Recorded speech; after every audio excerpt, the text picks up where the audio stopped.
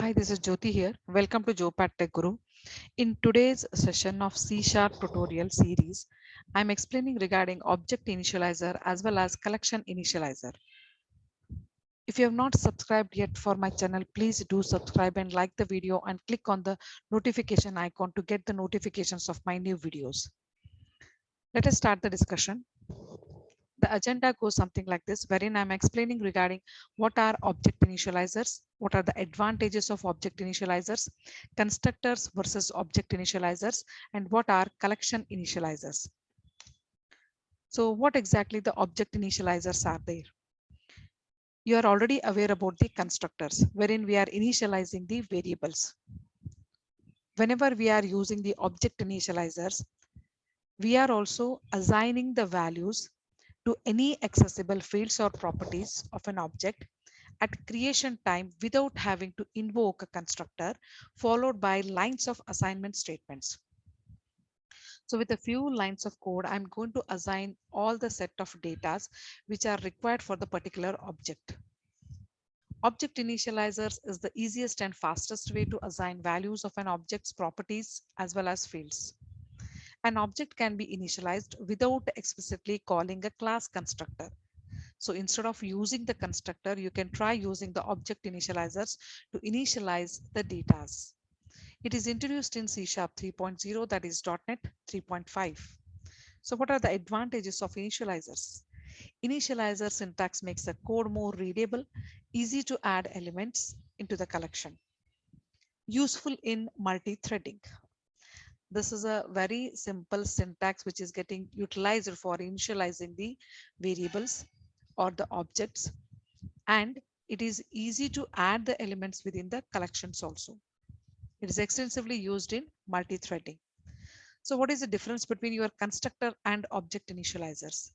A constructor is a special method we already know. There are different type of constructors like private constructors, static constructors, copy constructors. Like this, you are having many different kinds which are available in C Sharp. A constructor is a defined method on a type which takes a specified number of parameters and is used to create and initialize an object. An object initializer is code that runs on an object after a constructor and can be used to succinctly set any number of fields on the object to specified values. So whenever you are creating an object initializer, you are going to set the number of fields which are concerned with a particular object. So with a few lines of code, you can initialize all the required data which are there for the particular object. So the setting of these fields occurs after the constructor is called. So whenever you are writing a program, if you have written the constructor and then if you have written the object initializers, first time the constructor will be invoked. Later on, it will come back to the object initializers. So let us see with an example what exactly these object initializers are there. So to save the time, I have already written the program. Let me just try to explain you. Till now, you used to write the class wherein you used to initialize. You are going to initialize the particular variables which are declared within the class with the help of constructor. So now suppose I'm having a class called as an employee. Within this, I have got some public properties like ID, name, and address. So these are automatic properties, get and set.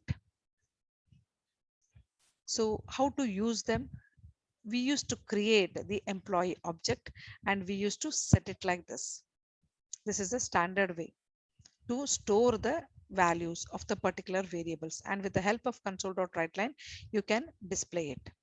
So here whatever the properties are there, with the help of the object I used to initialize it like this, and we are able to store it.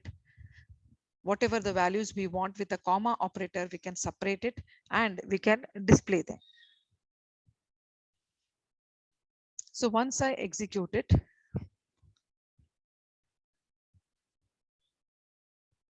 I'll be getting the output as ID, name, as well as address. So 10, 101 Sunita as well as Kolkata. Whatever I have stored it, those things are getting displayed. So now coming back to the collection initializers. So what is the collection initializer usage? So collection, there are different type of collections which are available in C Sharp. So there is array list, sorted list, hash table, stack, queue. Like this, you are having different type of collections. So collection initializer is also similar to object initializers. The collections are initialized similarly like objects are initialized using an object initializer. Or suppose there is a method, add method, to add the elements in the collection. If you use this collection initializer, you can add elements without using this add method. So once I'll come back to the program, you'll be having a clear understanding. So let us see the program. We have got a sorted list here in which we are storing different kind of items. So you can observe that we have created the sorted list called as my list. Within this, I'm storing the values like this. I'm initializing the values like this. So this is the collection class. This is the way how I initialize the collection classes.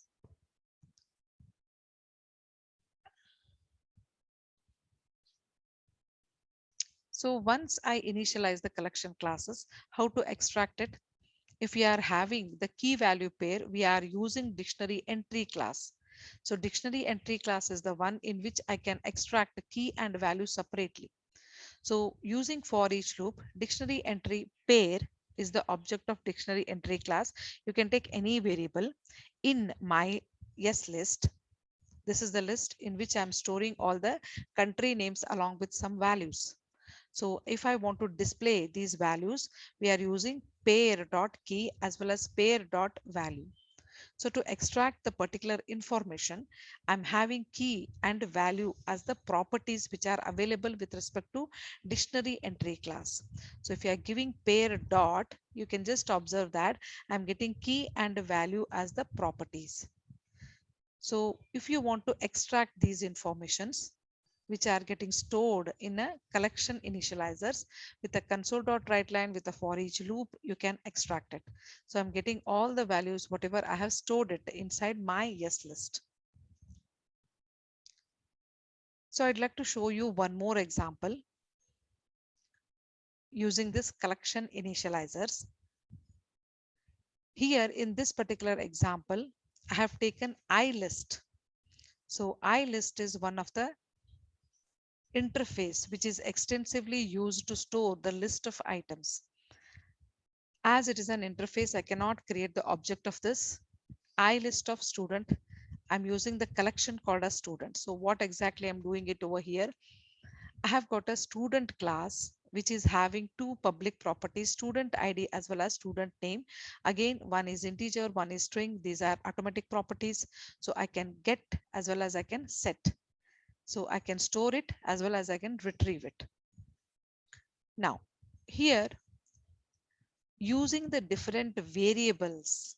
So VAR is implicitly typed local variable.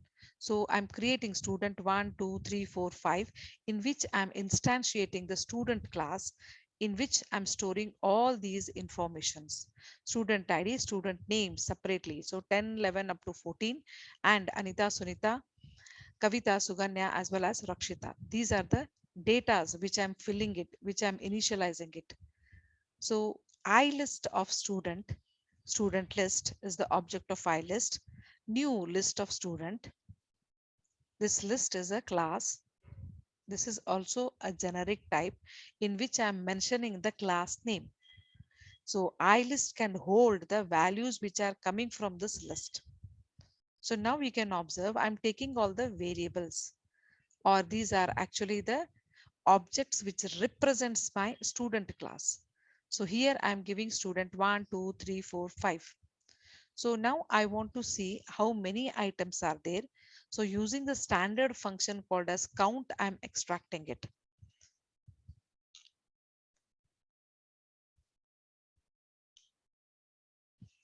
So total number of students. So using the I list, we have achieved this. So how many students are there? There are 5 students. Again, if you want to extract it, you can extract it by giving this student list and again particular IDs information. Student ID, student name. So how the way you have taken it over here, key and value pair. Similarly here, you can extract the particular IDs from the student class. So collection initializers are different, object initializers are different. And if you are going to compare with the constructors, you will see that it is a more readable format and it is easy to implement and it is extensively used in multi-threading concept.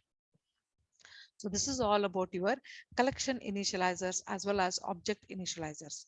Hope this video has helped you to understand the concept clearly as I have implemented the practical things with respect to the both the concepts. Go through the concept and try to understand in the practical way and try to implement within your project. Thank you for watching. Have a great day ahead. If you have not subscribed yet to my channel, please do subscribe and click on the bell icon to get the notifications of my new video as well as like the video. Thank you.